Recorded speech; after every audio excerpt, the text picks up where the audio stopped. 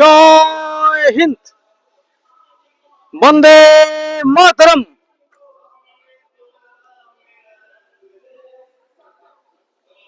নমস্কার। আজ 15ই আগস্ট স্বাধীনতা দিবসের এই শুভ মুহূর্তে আজ অত্যন্ত তাৎপর্যতার সাথে, অত্যন্ত ভালো লাগার সাথে বলতে হয় যে বর্তমান ভারতবর্ষে যে চিত্র দেখছি তা একাধারে অত্যন্ত গর্বের এবং তার মাঝে অত্যন্ত বেদনার এবং অশোভনীয়। আজকে স্বাধীনতার এত বছর পরেও রাষ্ট্রনায়ক রাষ্ট্রনায়ক নেতাজি সুভাষচন্দ্র বসুকে নিয়ে নানান রকম কথাবার্তা শোনা যায়, যা আমাদের আত্মবেদনা হয়ে ওঠে। তাই আমি আজকের এই দিনে সংকল্পবদ্ধ এবং প্রতিজ্ঞাবদ্ধ হওয়ার আহ্বান জানাই প্রতিটি মানুষকে, যুব সমাজকে এবং নতুন প্রজন্মকে, যে আমরা এদিকে ধরো বাবা, আমরা আমরা যেন কখনো কোনোভাবে এই ধরনের রাষ্ট্রনায়কদের, যাদের যাদের আত্মবলিদান এবং গভীর তপস্যা এবং পরিশ্রমের ফলে ভারতবর্ষের স্বাধীনতা এসেছে, তাদের যেন কোনোভাবে আমরা তাদের সম্পর্কে কুরুচিকর মন্তব্য না বলি। তাই ভারত মাতাকে বুকে আগলে রেখে আমরা যেন রাষ্ট্রবাদী চেতনায় উদ্বুদ্ধ হয়ে বসবাস করি এবং প্রজন্মের কাছে পৌঁছে দিতে পারি। আমার অত্যন্ত ভালো লাগার এবং কষ্টের জায়গা যে এখনো অনেক ছোট ছোট ছেলে মেয়েদেরকে আমরা সামিল করতে পারছি না। এটা আমারও অনেক সময় অনেক ব্যর্থতা।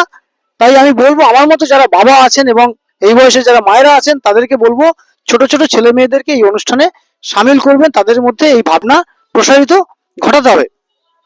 আরেকটা বিষয় হচ্ছে, যে কথা বলছিলাম, যে এই ধরনের রাষ্ট্রনায়কদের এক একজনের এক একটা ভূমিকা আছে, যে ভূমিকা সবসময় একজন নমস্য ব্যক্তিত্বের পরিচয় দেয়। তাই শ্যামাপ্রসাদ মুখার্জি, সর্দার বল্লভভাই প্যাটেল, বীর সাভারকর, নেতাজি সুভাষচন্দ্র বসু, তারপর মাতঙ্গিনী হাজরা এবং আরো অনেক অনেক অনেক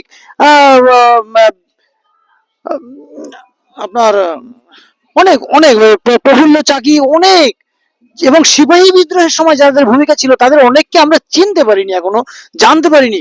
এই ভারতবর্ষ স্বাধীনতার পিছনে কিন্তু তাদেরও ভূমিকা রয়েছে। তাই আমি বলবো, সবাই এই ধরনের মানুষেরা সবাই সবার নিজেদের আলাদা আলাদা পরিচয় নিয়ে আছেন, আমাদের হৃদয়ে থাকবেন।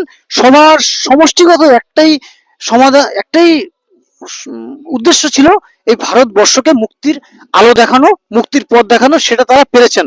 তাই আমরা এই ধরনের কোনো ব্যক্তিত্বকে আমরা অসম্মান করব না, এই প্রতিজ্ঞা করি। এবং আরেকটা বিষয় হচ্ছে, আমি ইতিমধ্যে দেখলাম ব্রহ্মকুমারী সহ বেশ কয়েকটি সংস্থান এই ডাক দিয়েছেন যে ভারতবর্ষ নেশা মুক্তিকরণ। হ্যাঁ, ভারতবর্ষে আজ যুব সমাজ বড্ড নেশায় আসক্ত হয়ে পড়েছে। তাই সেটা মাদক দ্রব্য হোক, মোবাইল অ্যাডিকশন হোক, সমস্ত দিক থেকে যেন ভারতবর্ষের যুব সমাজ নেশা থেকে নেশা মুক্তি ভারতবর্ষ চাই। এইগুলোই বলতে আসা। আর আমি সারা প্রতি বছরের মতো এবছরেও আমি এই ভারত মাকে বুকে নিয়ে জাতীয় পতাকা হাতে থাকবে, এভাবেই আমি আজকের যেখানে যেখানে যাব এভাবেই আমি চলাফেরা করব। আর বিশেষ কিছু বলার নেই। আর আরেকটা বিষয় হচ্ছে, আমার এবছর খুব ভালো লাগছে যে গতকাল রাত থেকে আমার এত ভালো লাগছে যে আমি গত 2 বছর ধরে লাগাতার পশ্চিমবঙ্গের বিভিন্ন প্রান্তে যখন যেখানে যে পরিস্থিতিতে যেতাম, আমি কিন্তু অভয়ার বিচার চেয়েছিলাম। সেজন্য আমাকে আক্রমণেরও শিকার হতে হয়েছিল, কিন্তু সেই অভয়ার বিচার আমরা পাচ্ছি। এখান থেকেও আমাদের স্বাধীনতার একটি আলাদা স্বাদ অনুভব করছি পশ্চিমবঙ্গের মানুষ হিসেবে তথা বিশ্বের মানুষ। যাই হোক, পশ্চিমবঙ্গ সরকারের সকলের প্রতি, পশ্চিমবঙ্গের রাজনৈতিক ব্যক্তিত্বদের প্রতি, ভারত সরকার এবং ভারত সরকারের রাজনৈতিক ব্যক্তিত্বদের প্রতি এবং আপামর জনসাধারণের সকলকে স্বাধীনতা দিবসের আন্তরিক আন্তরিক শুভেচ্ছা, অভিবাদন ও ভালোবাসা জানাই। ফুল পড়ে গেছে হাওয়ায় না বাবা। সকলে খুব খুব ভালো থাকবেন। জয় হিন্দ, বন্দে মাতরম। বৃষ্টি পড়ছে, আর বক্তব্য দীর্ঘায়িত করছি না। খুব ভালো থাকবেন, ধন্যবাদ।